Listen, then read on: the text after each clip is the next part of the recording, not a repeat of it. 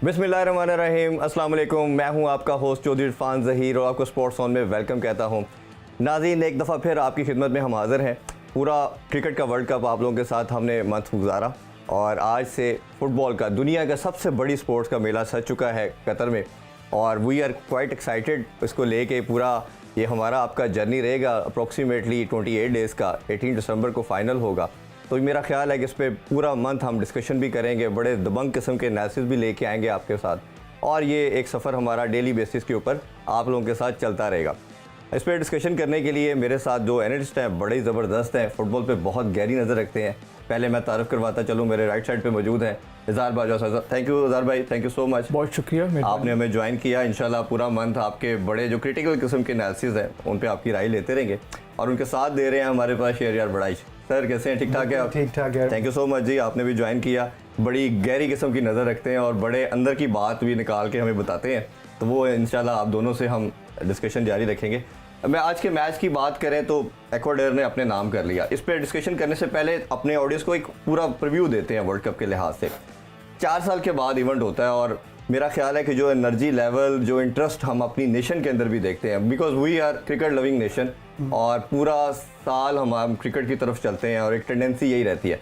पर जैसे ही world cup आता है हम देख रहे हैं जो ख़ासतौर पे न्यू जनरेशन हमारी आ रही है वो बहुत ज़्यादा इसकी तरफ इंक्लाइंड है और मेरा ख्याल है कि पूरी जो देखते हैं हम रोड्स के ऊपर शर्ट्स लड़कों बच्चों ने पहन के और फुटबॉल खेलना शुरू कर देते हैं, तो ये एक बड़ी एनर्जी लेके आती है। सबसे पहले तो वर्ल्ड कप के हवाले से आप बताइए और फिर इसकी फॉर्मेशन के हवाले से भी हमें ज़रूर शेयर करें। जी, वर्ल्ड कप दुनिया का सबसे बड़ा स्पोर्टिंग इवेंट है। इतना कोई और स्पोर्ट, ऐसी कोई भी ऐसा स्पोर्टिंग इवेंट नहीं जिसको इतने लोग फॉलो करते हो। जी ट्रू। 8 अरब हमारी दुनिया की आबादी है, जो रिसेंटली 8वां अरब हमने टच किया। वर्ल्ड कप को दुनिया में 5 अरब लोग फॉलो करते हैं। कोई भी ऐसा स्पोर्टिंग इवेंट नहीं जिसको इतना ज़्यादा, फुटबॉल के वर्ल्ड कप को जितना फॉलो किया जाता है किसी को फॉलो किया जाता है। इस लिहाज से दुनिया का सबसे बड़ा मोस्ट फॉलोड स्पोर्टिंग इवेंट है।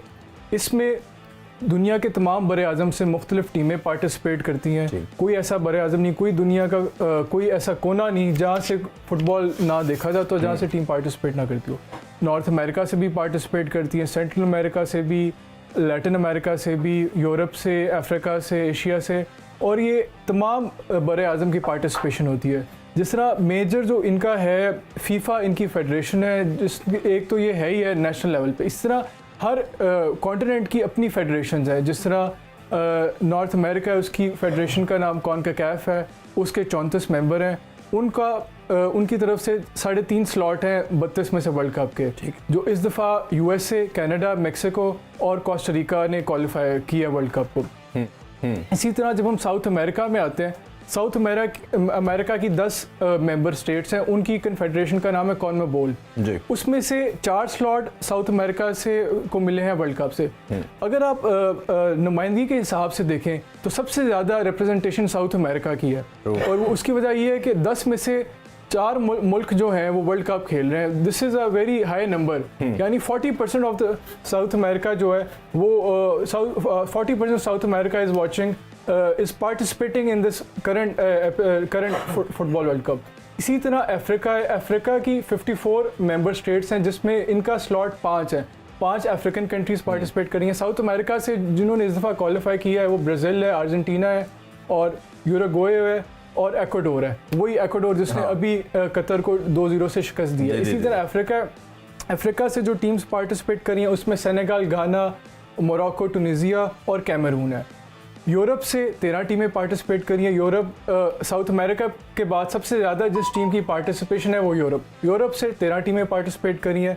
वो हमारे पास हैं Spain, Germany, France, Belgium, Croatia, Switzerland, Serbia, Netherlands, England, Denmark, Portugal और वेल्स। उसके बाद आता है अफ्रीका, जिसका हम भी हिस्सा हैं, और अफ्रीका की भी जो मेंबर स्टेट्स हैं वो हैं 46 AFC में। AFC का जो इस दफ़ा स्लॉट मिले हैं वो 4.5 स्लॉट मिले हैं। ठीक है, लेकिन जो नुमाइंदगी जितनी फुटबॉल टीम्स की इस दफ़ा हो रही है एशिया से, वो 6 हैं। उसकी मैं वजह आपको बताता हूँ। एक स्लॉट दिया गया कतर को जो स्लॉट दिया गया वो उनको होस्ट भी है और एशियन चैंपियन भी है प्रॉब्ली वो। जी, एशियन चैंपियन भी है, लेकिन जो उनको स्लॉट दिया गया है वो बीइंग होस्ट है। एशियन चैंपियन का इससे वर्ल्ड कप क्वालिफिकेशन से एज सच कोई इतना लिंक नहीं है, उनको दिया गया। उसके अलावा जिन टीमों ने क्वालिफाई किया है वो सऊदी अरेबिया है, ईरान है और सऊदी अरेबिया, ईरान और ऑस्ट्रेलिया है, जापान और साउथ कोरिया, इन 6 टीमों ने क्वालिफाई किया और ऑस्ट्रेलिया ने भी प्लेऑफ के थ्रू क्वालिफाई किया। जिस तरह मैं अर्ज़ कर रहा था 4.5 स्लॉट हैं साउथ अमेरिका के और एशिया के भी इसी तरह 4.5 स्लॉट हैं। जो इनकी 5वीं टीम होती है, इनका आपस में प्लेऑफ होता है। 5वें नंबर पे साउथ अमेरिका से आया था, जो 5वें नंबर उसका मुकाबला पड़ा था इनके साथ, पीरू आया था 5वें नंबर पे साउथ अमेरिका से, और इसी तरह ऑस्ट्रेलिया 5वें नंबर पे एशिया से आया था। एशिया ने पीरू को हराया, उसके बाद ऑस्ट्रेलिया ने फिर कह लें कि क्वालिफाई किया इस तरह। तो ये इस तरह टीमों ने 32 टीमों ने पूरी दुनिया से पार्टिसिपेट किया, वर्ल्ड कप में कर रहे हैं। तो मज़ीद इनको 8 ग्रुप्स में डिवाइड किया हुआ है, हर ग्रुप में 4-4 टीमें हैं। बिल्कुल सही है, बड़ा ज़बरदस्त किस्म का आपने डिटेल बताया। शहरयार भाई, थोड़ा सा आपसे भी मैं इसमें टेक लेना चाहूँगा।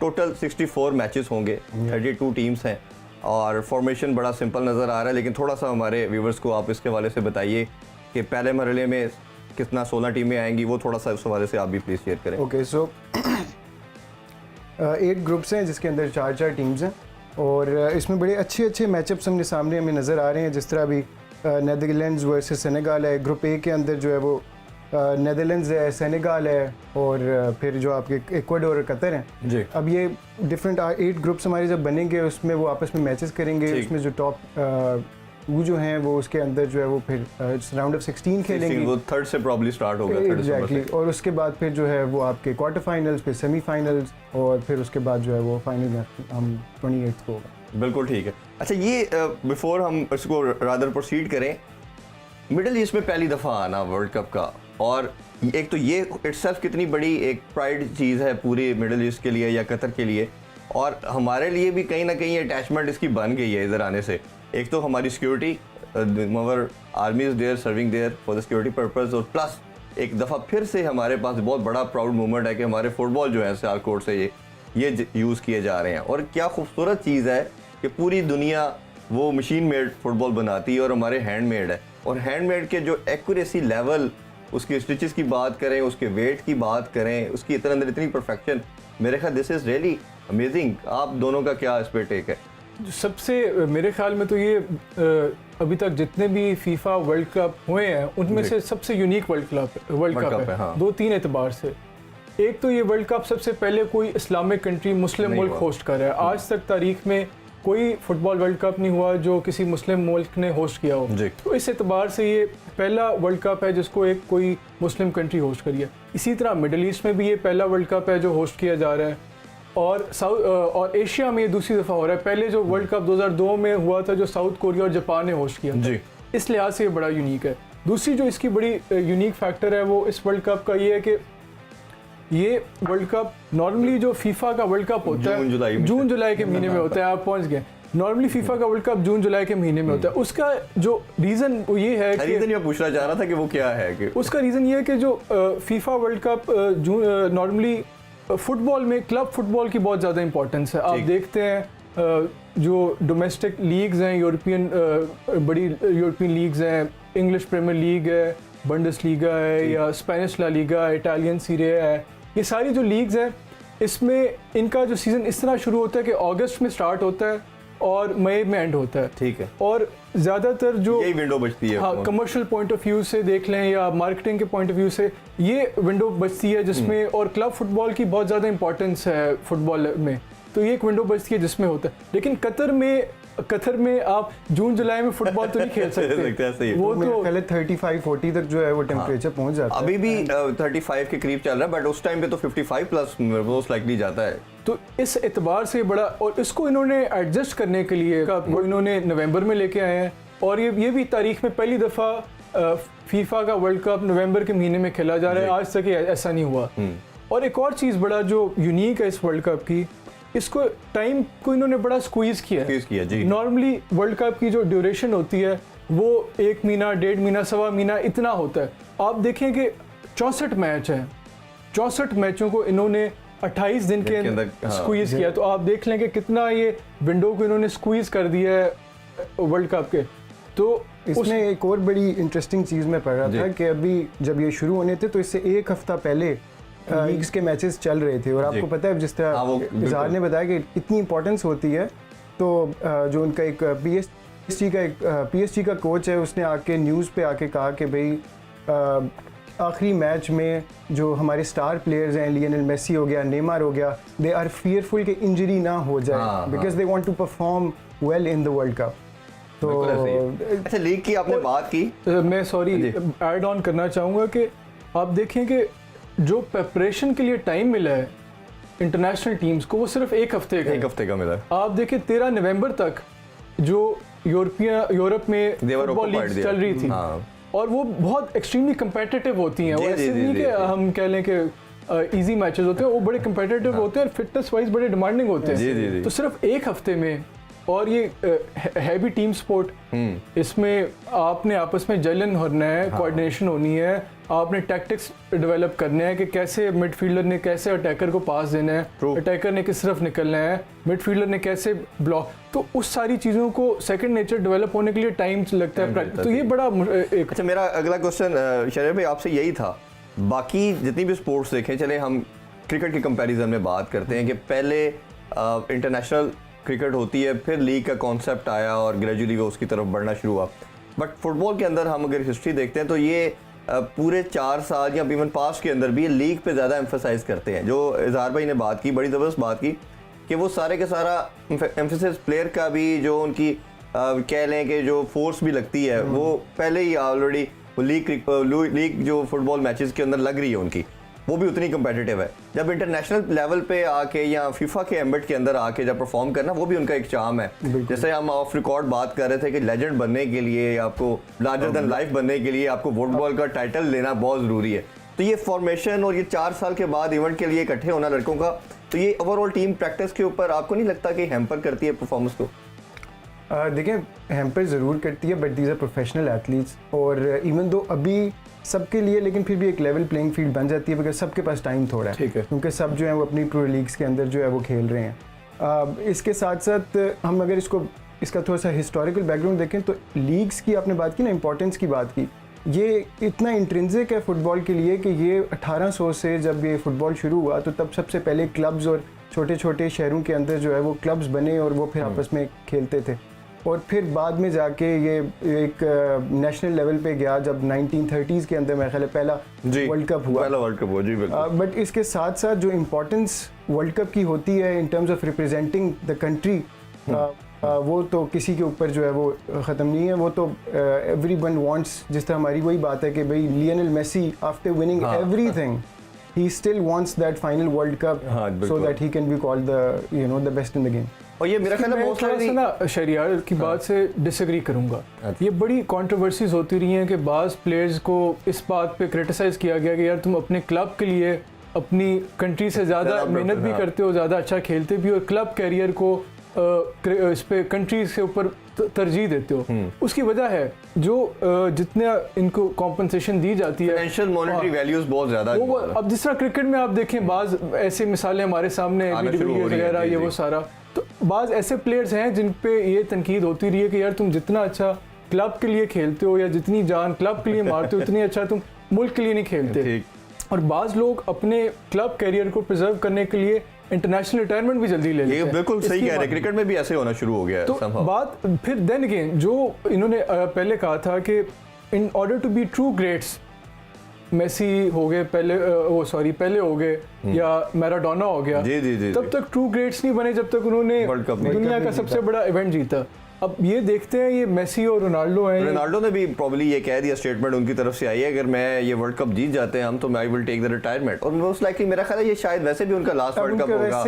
नेमार हो गया, ये हो गया, इनके सबके मेरा ख्याल है अपनी उस एज की स्टेज पे आ चुके हैं कि इससे आगे शायद कंटिन्यू करना मुश्किल होगा। इन्होंने अपनी their in their twilight years और ये इनके लास्ट वर्ल्ड कप्स हैं। They are both going to go into the world cups के विद फुल ऑफ ड्राइव, और शायद इस तरह की हंगर इनमें पिछले कुछ वर्ल्ड कप्स में भी ना इनके नहीं। उसमें एक मैं लास्ट इस टॉपिक पे बात करने से पहले आपका टेक लेना चाहूँगा, ये आपको क्या लगता है कि ये फाइनेंशियल जो इतना ज़्यादा मॉनेटरी वैल्यूज इन्वॉल्व हो गई हैं ये लीग फुटबॉल की तरफ, ये स्पोर्ट के लिए बेनिफिशियल है, या जिस तरह इजहार भाई ने कहा कि ये समहाउ उनकी पैट्रियोटिज्म को भी कहीं चैलेंज करती है या गेम की स्पिरिट को भी डेंट करती है? I don't think so. I think more exposure of the game into the world. अभी ये जब तक ये देखें पैसे कहाँ से आए हैं, पैसे आए हैं टीवी राइट से। कि जो सही इसने फाइनेंशियल इसके अंदर इंक्लूजन आई है और जो इसका बूम किया है, ये किया है और जब पैसों की खिलाया वो आया है जब हमने टीवी राइट्स जो है देना शुरू किए और ये हर जगह पे ब्रॉडकास्ट होना शुरू है। तो आई थिंक जितना बढ़ता जाएगा उतना जो है वो इसके अंदर कंपटीशन भी बढ़ेगा और जो पैसा है वो अच्छी जगह पे यूज़ होगा तो you know will have better football. इसमें ना देखिए मेरा जो है इसमें टेक अब देखिए एक दौर ये था कि इंग्लैंड के जब हम 10 साल पहले जाते हैं, हालांकि अब इंग्लैंड रिसेंटली बहुत बेहतर परफॉर्म कर रही है इंटरनेशनल कॉम्पिटिशन्स में। जो रिसेंट यूरो हुआ है उसमें फाइनलिस्ट थे, जो पिछला वर्ल्ड कप हुआ उसमें सेमीफाइनलिस्ट। लेकिन जो 10 साल पहले के इंग्लैंड के प्लेयर्स थे ना, दे वर आउटस्टैंडिंग उस हिसाब से। जरार्ड था, लैम्पार्ड था, जॉन टेरी था, रियो फर्डिनेंड था, दुनिया के वो टॉप नॉच प्लेयर थे और अपने क्लब्स के सुपरस्टार थे। जरार्ड इवेंट कोई नहीं जीत पाए, वैसे कोई नहीं जीत पाए और उसकी वजह ये थी कि वो उनका टू अ सर्टेन एक्सटेंट ज़्यादा फोकस और इन ऑर्डर टू जो ट्राइबलिज्म है ना फुटबॉल का, ट्राइबल कल्चर आप देखें जो स्पेन रियल मैड्रिड का फ़ैन है या बार्सिलोना का फ़ैन है, जो ट्रू हार्डकोर फैन है उसके लिए रियल मैड्रिड या बार्सिलोना की जीत स्पेन की जीत से ज़्यादा मायने रखती है। असल में इनका स्टारडम जो मैं देखा बन भी रहा है वो लीग से बन रहा है समहाउ। वो अपनी अपनी एसोसिएशन इतनी ज़्यादा बॉन्डिंग हो जाती है बच्चों की या फैंस की कि वो उसको हारता हुआ देखना अफोर्ड ही नहीं कर सकते। बट इसके अंदर आप ये भी देखेंगे जब लियोनेल मेसी जो है वो अर्जेंटीना जाता है या पहले जो है वो जब ब्राज़ील जाता है तो उसको ब्राज़ील वाले लोग जो हैं वो जिस तरह की पजीराई देते हैं because of the national icon जो वो बन चुका हुआ है। आई थिंक वो जो इम्पोर्टेंस है वो उस चीज़ को कोई भी निगेट नहीं कर सकता। बिल्कुल ठीक है। अभी छोटा सा ब्रेक लेते हैं जी, ब्रेक से वापस आके ओपनिंग सेरेमनी की बात और आज के मैच के वाले से भी बात। नाज़रीन don't go anywhere, stay with us, we are coming back shortly. Welcome back in sports on और आप देख रहे हैं FIFA world cup special transmission. Izhar भाई ब्रेक से जाने से पहले हमने बात करने लगे थे जो ओपनिंग सेरेमनी हुई। हर ओपनिंग सेरेमनी एक स्पेशल यूनिक होती है ओबियसली हर इवेंट के लिहाज से।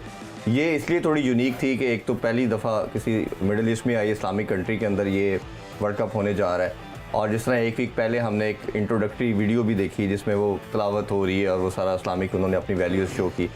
आज भी उन्होंने बड़ा अच्छा ब्लेंड किया उसमें ईस्टर्न कल्चर को भी, वेस्टर्न को भी, इस्लामिक कल्चर को भी बड़ा ज़बरदस्त किस्म का उन्होंने किया और जिस तरह का फायरवर्क्स था उस हवाले से कोई आप कहना चाहें फिर आप भी प्लीज़ शेयर कीजिए। बहुत ही शानदार ओपनिंग सेरेमनी थी। मेरे ख्याल में अभी तक जितने भी वर्ल्ड कप्स हुए हैं उनकी अगर ओपनिंग सेरेमनी देखी जाए तो आज की जो ओपनिंग सेरेमनी थी सबसे बेस्ट थी। उसकी वजह यह है कि एक तो उन्होंने मुख्तलिफ जो ग्राफिक्स थे, विजुअलाइजेशन थी, वो टॉप ऑफ द वर्ल्ड थे। ठीक, साथ ही साथ जो बड़ी खूबसूरत चीज़ थी उन्होंने जहाँ वेस्टर्न कल्चर को और कह लें कि वो सारा दिखाया, जो उन्होंने अपना जो कल्चर है उसका बड़ा उन्होंने रिफ्लेक्ट किया, इस्लाम को उन्होंने उसके अंदर रिफ्लेक्ट किया, अच्छे लोगों को उन्होंने इसके अंदर एंगेज किया। मॉर्गन फ्रीमैन जो हॉलीवुड के एक्टर हैं, जंगकॉक जो है जो BTS का जो है लीड है, और उसके साथ ही साथ जिस तरह उन्होंने दुनिया के बेहतरीन आर्टिस्ट को एंगेज किया उसी तरह उन्होंने अपने जो लोकल उनके हैं आर्टिस्ट को उनको भी एंगेज किया।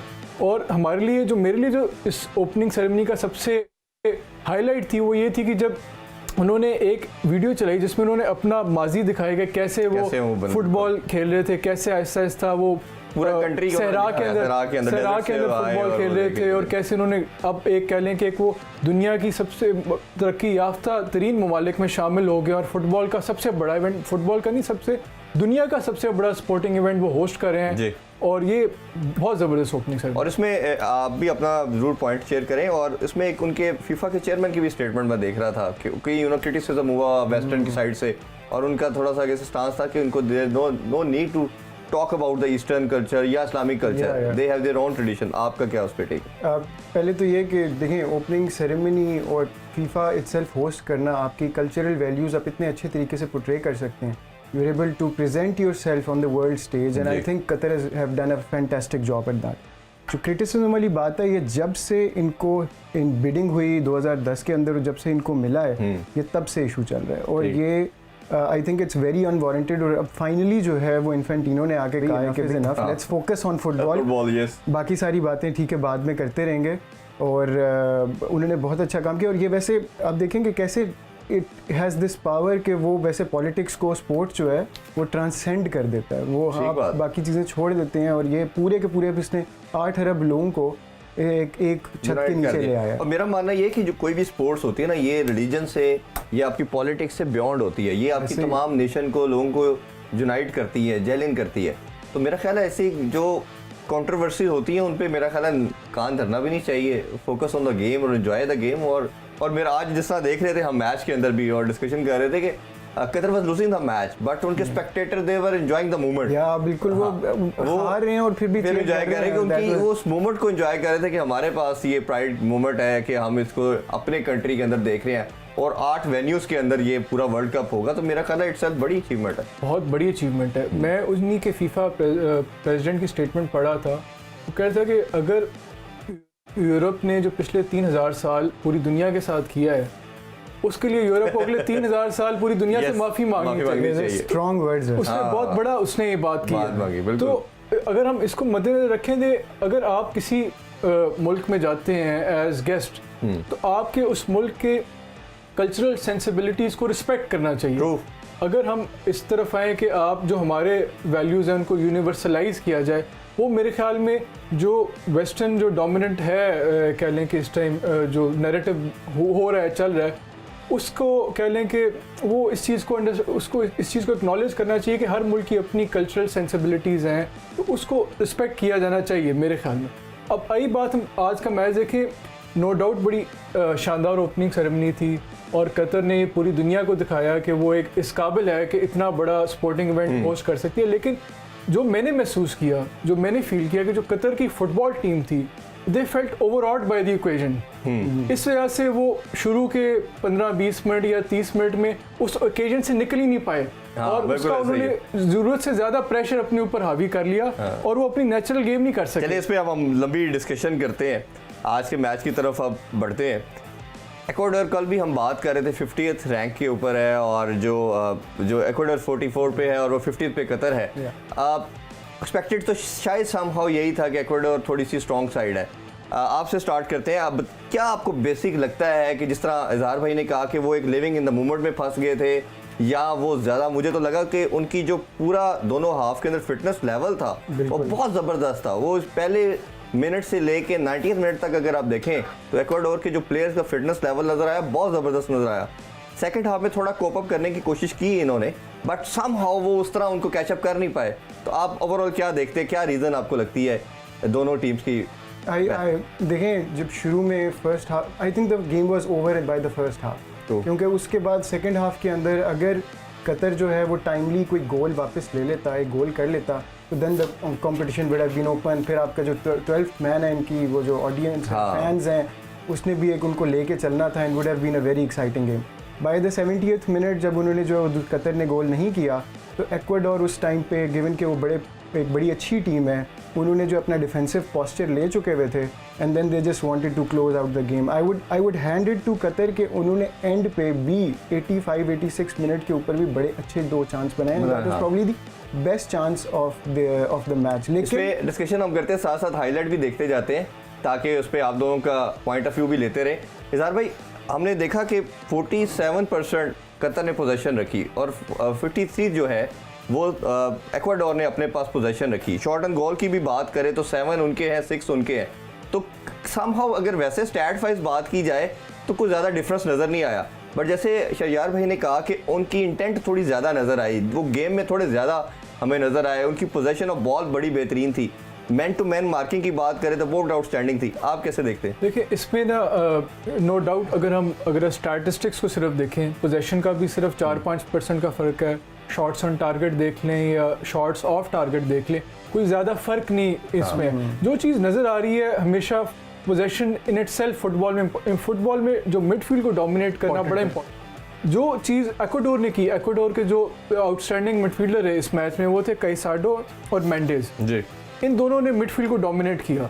आप देखें, जब सेकंड हाफ में कुछ हद तक कतर सेटल भी हो गई, तो उन्होंने जो पास वगैरह किया वो बैक से विंग बैक्स देते थे, सेंटर बैक से विंग, लेकिन जो मिडफील्ड में वो ज़्यादा उसको नहीं कह लें कि कंट्रोल कर सके, मैच को डोमिनेट कर सके।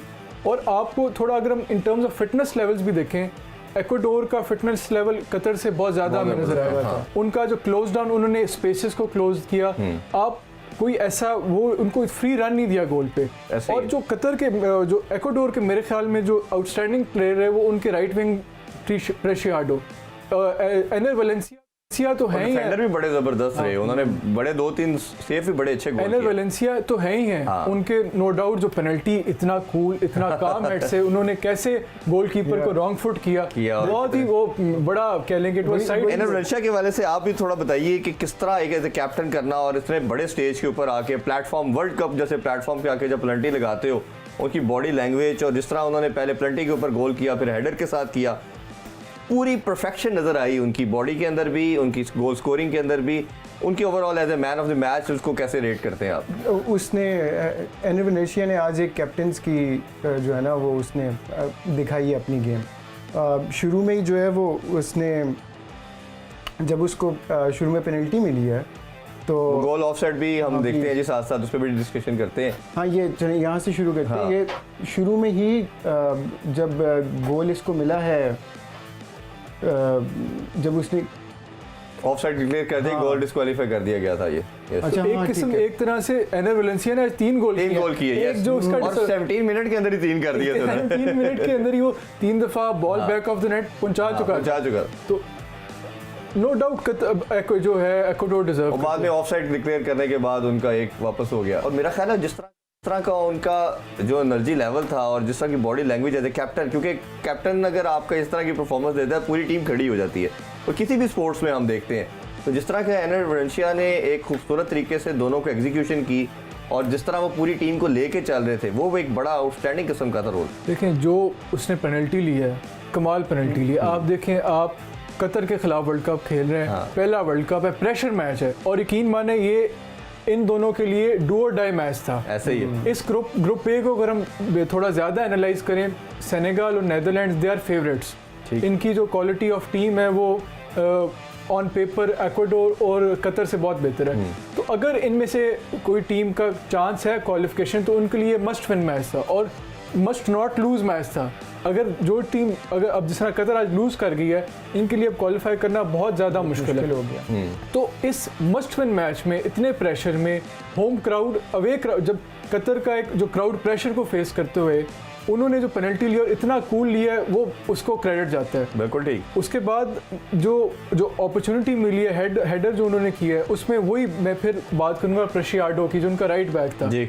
उसका वो डिलीवरी इतनी अच्छी थी, उसने एक डिफिकल्ट एरिया में बॉल फेंकी जो डिफेंडर्स के लिए जो मुश्किल थी कतर के, उसने ही रोज अबव द रेस्ट जो है, उसने फिर हेड किया और की परफेक्शन बहुत आउटस्टैंडिंग थी। प्लस प्लेसमेंट भी, हाँ। It was very well placed from very far out. Yes exactly. तो वो बिल्कुल नेट के और बार के बिल्कुल क्लोजर, जो कि उन्होंने गोलकीपर से बिल्कुल चांस ही नहीं छोड़ा कि वो किसी तरह सेव कर सके। अच्छा, उनकी अगर हम डिफेंडर की भी बात करें, जैसे हमने बात कर रहे थे मैन टू मैन मार्किंग की एक्वाडोर ने, कतर की बात करें तो कीपर की भी चले एवरेज परफॉर्मेंस, हम दोनों बड़े आउटस्टैंडिंग किस्म के गोल एनर वेलेंसिया ने कर दिए। बट अगर हम डिफेंडर की उनकी बात करें तो वो समहाउ हमने देखा कि कहीं ना कहीं वो स्पेसिस प्रोवाइड करते रहे, आल्दो कि शॉट ऑन गोल तो 7 है, बट उसमें तो जो भी चांस उनको मिले वो बड़े ओपन एंडेड किस्म के चांस थे कि जिसमें गोल हो सकते थे। अभी उसके अंदर शुरू में ही अब देखें ना कि जो पहला वाला गोल जो डिसल आउट हो गया जी। वो भी it was just bad defending and specially it was a mistake by the keeper आया है, he came out to collect the ball, he couldn't do it. जब आप नहीं कलेक्ट कर पाते तो फिर आप अपना गोल ओपन छोड़ देते हैं, एंड उसकी वजह से गोल हुआ, वो ऑफसाइड की वजह से खत्म हो गया बिल्कुल। लेकिन उसके बाद में भी जो पेनल्टी हुई है वो भी उसी के फाउल से हुई है।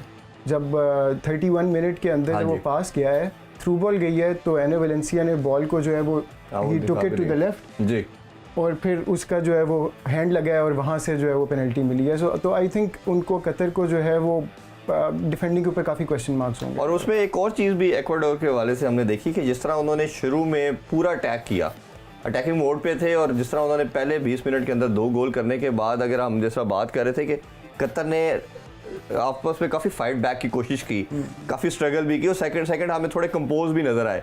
बट उसके एक रीज़न ये भी नज़र आ रही है कि जो एक्वाडोर जो था वो थोड़ा सा बैक फुट पे चले गए। दे वर थिंकिंग दैट कि हमने 2 गोल कर दिए, हमने एक्स्ट्रा अटैक की तरफ नहीं जाना, क्योंकि जब आप अटैक करेंगे तो आपकी स्पेसिस क्रिएट होंगी तो आपके गेस भी गोल हो सकते हैं। तो वो ज़रा डिफेंड करने के लिए प्रशाडो की जैसे आप बात कर रहे थे, बड़ा खूबसूरत किस्म के उन्होंने 2-3 गोल रोके भी, तो ये स्ट्रैटेजी के हवाले से भी ज़रा बताइए। देखिए मेरे ख्याल में जो कतर के साथ कतर जो पहले 15-20 मिनट में ना 20-25 मिनट में कुछ समझ, वो जो टीम कतर की बुरी नहीं है, और ऑन पेपर देखें एशियन चैंपियंस हैं, और जो बस 15-20 मिनट जो थे ना पहले, उसमें वो ओकेजन का उनके ऊपर प्रेशर ले गए। हाँ।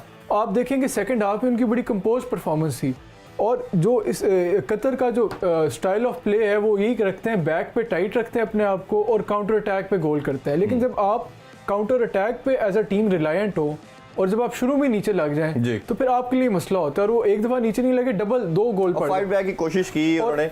अगर मैं समझता हूँ अगर कतर किसी तरह 30-35 मिनट तक वो संभाल लेते हैं 0-0 तक, तो मैच बड़ा इंटरेस्टिंग होना था। लेकिन इसको मैं इस बात को सेकंड करूंगा, एक बड़ा इंटरेस्टिंग स्टैट है कि जो पहली कतर की शॉट थी वो 33rd मिनट के ऊपर। हाँ, और एक उन्होंने बिल्कुल फर्स्ट हाफ के लास्ट सेकंड्स के अंदर भी एक बड़ी गोल्डन अपॉर्चुनिटी उनको मिली जो मिली।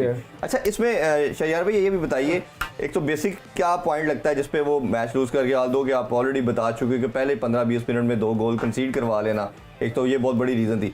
दूसरा, हम देखते हैं कि फुटबॉल के अंदर ना कोच का बड़ा इंपॉर्टेंट रोल है, जिस तरह वो आके एग्रेसिव रहते हैं।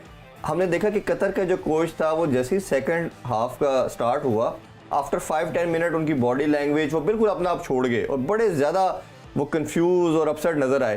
तो उसके हवाले से भी ज़रा शेयर करें कि अगर कोच ही अपनी एफर्ट छोड़ देगा और वो इस तरह के फेस एक्सप्रेशन दे रहा है, पूरी टीम तो उसके साथ चल रही है, तो फिर बॉडी लैंग्वेज तो पेनिट्रेट करेगी कहीं ना कहीं टीम के ऊपर भी। देखिए इनका वैसे तो इनका कोच जो है वो बड़ा एक कार्लोस जो है वो बड़ा अच्छा कोच है। फीलिक्स सैंचेज है, ओके, जो फीलिक्स सैंचेज एक बड़ा अच्छा कोच है। लेकिन जब आप टीम को भेज देते हैं, आपने अपना गेम प्लान बना लिया होता है, और फिर आप जब टीम जो है वो अपने गेम स्टार्ट कर देती है, तो फिर it's on the will of the players and how they cope with the pressure of the big occasion, कि वो आई थिंक वो ज़्यादा नहीं कर सके। आप साइड लाइन पर बैठे हैं, there is only so much you can do. तो मेरा ख्याल है वो it's primarily on the players कि वो अपनी जो है ना वो फिटनेस और अपनी ड्राइव को पूरा नहीं कर सके कि वो उनको जाके एक टक्कर का मुकाबला देते हैं। बिल्कुल ठीक है। उसके अलावा कोच के हाथ में सब्स्टिट्यूशंस होती हैं, उसको उनको चाहिए था कि कोई ऐसा फॉरवर्ड लेके आते या कोई चांस लेते। आपके पास हमेशा अपॉर्चुनिटी होती है कि आप रोटेट करके किसी को ला सकते हो। आखिरी 10-15-20 मिनट में होता ऐसा है कि 15-20 मिनट में आप ज़्यादा अटैकर लगा देते जी। वो इस तरह की इंटेंट नज़र नहीं आई। वो आपकी बात ठीक है कि आखिरी जो 15 से 20 मिनट थे उसमें इन्हें चाहिए था कि एक एक्स्ट्रा डिफेंडर को, क्योंकि ये मस्ट विन मैच था। अगर कतर ने क्वालिफाई करना है नेक्स्ट राउंड के लिए, उनके लिए मस्ट विन मैच था। उन्हें ज़्यादा एफर्ट करनी चाहिए थी, कोई रिस्क लेना चाहिए था। बिल्कुल ऐसा ही है। और मेरा ख्याल है लिविंग इन द मोमेंट वाली जो बात हम कर रहे थे ना, शायद उसी फ्लो में वो बह गए हैं। थोड़ी सी डिस्कशन और कर लेते हैं। कल भी 3 मैच खेले जाएंगे। 2 पहले मैच हैं इंग्लैंड और ईरान का है, पहले उस पर कुछ बात करते हैं। सेनेगल नीदरलैंड का, और तीसरा 12 बजे टू डेट प्रॉब्ली चेंज हो जाएगी, यूएस एंड वेल्स का। पहले हम इंग्लैंड और ईरान के मैच पे आते हैं। इंग्लैंड रैंकिंग में 5वें नंबर पे है, ईरान 20वें नंबर पे है। दोनों का मैच है। इंग्लैंड की जिस तरह आपने बताया कि बड़ी एक प्रोफेशनल और बड़ी सीजन टीम है और बड़ा अच्छा परफॉर्म करती आ रही है, और सारे लड़के वो हैं जो कंटिन्यूसली सारा साल लीग खेलते हैं। कैसे पहले मैच को कैसे ज़ार भाई आप देखते हैं? मेरे ख्याल में तो ये बड़ा इंटरेस्टिंग मैच है, और देखा जाए तो इंग्लैंड ऑन पेपर बहुत स्ट्रॉन्ग टीम है, लेकिन जो रिसेंट फॉर्म है इंग्लैंड की वो इतनी कोई अच्छी नहीं है।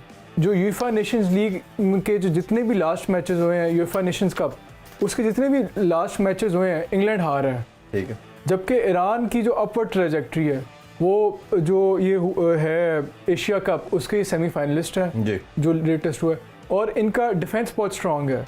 तो बज़ाहिर तो डिपेंड करता है फर्स्ट हाफ में। अगर तो फर्स्ट हाफ में इंग्लैंड जल्दी लीड में नहीं आते, तो फिर अगर 0-0 तक रहते हैं हाफ टाइम तक, फिर बड़ा इंटरेस्टिंग हो जाएगा। लेकिन इंग्लैंड ऑन पेपर आप देख लें, उनके जो अटैकर्स हैं, हैरी केन पिछले वर्ल्ड कप का गोल्डन बूट विनर है, प्रीमियर लीग में वो हमेशा से टॉप स्कोर करता है, और जो उसको सपोर्ट कर रहे हैं फिल फोर्डन है या साका है, या राइट पे उसके लेफ्ट पे रहीम स्टर्लिंग। तो इंग्लैंड की टीम बहुत ऑन पेपर तो बहुत स्ट्रॉन्ग है, लेकिन जो ईरान को हम एक्सपेक्ट कर सकते हैं, अगर तो ये एट द बैक पे टाइट रखते हैं और हाफ टाइम तक ले जाते हैं, हाफ टाइम तक 0-0 रहता है, तो उसके बाद नेक्स्ट सेकंड हाफ में काउंटर अटैक में कोई एक ऐसा गोल निकाल सकते हैं जिससे चांस बन सकता है कि अपसेट का। बिल्कुल ठीक। अच्छा शया भाई, आप भी बताइए दोनों टीमों में से कौन से ऐसे प्लेयर हैं जो की पॉइंट हो सकते हैं इंग्लैंड और ईरान के? दूसरा, मुझे ये साथ ये भी बताइए कि वेदर कितना इंपॉर्टेंट रोल प्ले कर सकता है। जैसे हमने कल भी बात की कि वेदर इन जितने भी एशियन कंट्रीज़ हैं उनके लिए बड़ा बेनिफिशियल हो सकता है, तो वेदर के लिहाज से ये बताइए क्या ईरान को ये कहीं ना कहीं बेनिफिट दे सकता है? आई थिंक ज़रूर दे सकता है, बिकॉज ये पहले से ये कस्टम्ड हैं, सिमिलर कंडीशंस में पहले खेलते रहे हैं। और इंग्लैंड के लिए अपने जो है नॉर्दर्न हेमिस्फीयर से आके जो है वो ठंड वाले एरिया से आके यहाँ पे एडजस्ट करना शुरू में ही मुश्किल होगा। I think they will be able to do it as the tournament progresses, but ज़रूर एक फ़ायदा उनको हो सकता है। इसके साथ साथ हैरी केन का इन्होंने बताया, फिल फोर्डन है, they've got loads of talent. England की जो टीम है वो बड़ी अच्छी है और वो पिछले वर्ल्ड कप में भी, यूरो के अंदर भी जिस तरह वो परफॉर्म करते आए हैं, तो there is a chance, they are the dark horse जिसके अंदर वो अच्छा यहाँ पे भी, चले वो भी देखते हैं डार्क हॉर्स होते कि नहीं। दूसरा टाइम की शॉर्टेज है, थोड़ा नेक्स्ट मैच में बात कर रहे हैं सेनेगल नीदरलैंड के हवाले से भी। ये भी नीदरलैंड जिस तरह हम देखते हैं कि हर इवेंट के अंदर कंटिन्यूसली एक अच्छा परफॉर्म करती है और मार्क्स छोड़ते हैं, मोस्टली सेमीफाइनल तक भी जाते हैं। तो कैसे देखते हैं कल के मैच ये को? बहुत इंटरेस्टिंग मैच है। ये डिसाइड करेगा कि ग्रुप ए लीड कौन करेगा। ठीक है, ग्रुप ए लीड कौन करेगा, क्योंकि ये दोनों फेवरेट्स हैं। और ऑन पेपर तो नेदरलैंड्स की टीम स्ट्रांग है, उनका जो डिफेंडर है वैन डाइक टॉप डिफेंडर, इसी तरह सेनेगाल जो है, जो उनका मेन प्लेयर है सादियो माने, बायर्न म्यूनिख से खेलते हैं, मुसलमान है, वो मिस कर रहे हैं। तो इस लिहाज से जो नेदरलैंड्स की टीम ऑन पेपर कल स्ट्रांग है, लेकिन जो अफ्रीकन्स हैं ये एक बड़ी इनका अगर अब हम देखें एनालिसिस करें, सेनेगल की रैंकिंग 18 है और नेदरलैंड्स की रैंकिंग 8 है। सेनेगल 4-3-3 फॉर्मेशन से खेलते हैं, जबकि जो नेदरलैंड्स वाले हैं 3-4-1-2 से खेलते हैं। और फीफा जो पिछला 2018 का फीफा वर्ल्ड कप था वो नेदरलैंड्स ने क्वालिफाई नहीं किया था, और जो लास्ट यूरो हुआ है उसमें वो राउंड ऑफ 16 तक गए थे। तो नेदरलैंड्स की भी फॉर्म वाइज इतना अच्छा नहीं, जबकि सेनेगल जो है ये अफ्रीकन कप ऑफ नेशंस जो 2022 में हुआ है इसके विनर्स हैं। तो इनकी पीक अच्छी है, पीक अच्छी जा रही है। लेकिन जो लास्ट फीफा का वर्ल्ड कप हुआ तो इसमें ग्रुप स्टेजेस तक रहे थे। तो ये डिपेंड करता है, इसमें मेरा ख्याल है जो इम्पोर्टेंट यही है कि ये सादियो माने को मिस करेंगे, और लेकिन ये बड़ा टाइट मैच होगा, इतना कोई क्लियर कट इसमें विनर नहीं होगा। हाँ वो देखते हैं कल क्या।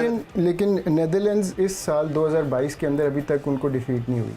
अच्छा, सो वो इस फॉर्म के अंदर जो है वो उनके लिए जा रहे हैं। अच्छा, तीसरा मैच भी है ना, उस पर भी हम आपका ओपिनियन शेयर मैं लेना चाहूँगा। यूएसए एंड वेल्स का ग्रुप बी का मैच है, 12 बजे होगा। इसमें देखते हैं आपको क्या लगता है, क्योंकि दोनों रैंक में बड़ी क्लोज है। यूएसए 16 नंबर पे रैंक कर रही है और वेल्स जो है 19th पे है।